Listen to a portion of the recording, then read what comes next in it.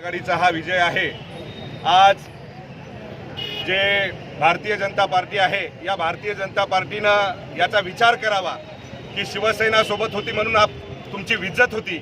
आज शिवसेना तुमच्यापासून बाजूला गेली, आज तुमची इज्जत मातीमध्ये मिळालेली आहे आणि हा आज महाविकास आघाडीचा विजय तुम्ही जर बघितलं तर मला वाटते की 57,000च्या फरकाने महाविकास आघाडीचा उमेदवार हा सतीश भानदासराव चव्हाण निवडून आलेला आहे आणि संपूर्ण मराठवाडा महाराष्ट्रामध्ये भारतीय जनता पार्टीचा धुवा वाजलेला आहे।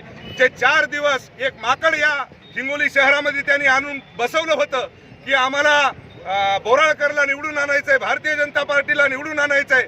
मला त्या माकडाला सांगायचंय की अरे आम्ही हिंदुत्वाची औलाद आहोत, आम्ही मर्द आहोत आणि आज या महाविकास आघाडीचा विजय हा संपूर्ण या जनतेचा विजय आहे। म्हणून त्या माकडाला सांगायचंय की माकडांनी माकडाच्या पद्धतीने राहावं, आगाऊ हुशाऱ्या करू नये, त्या पद्धतीचा संदेश मला या माकडाला द्यायचा आहे।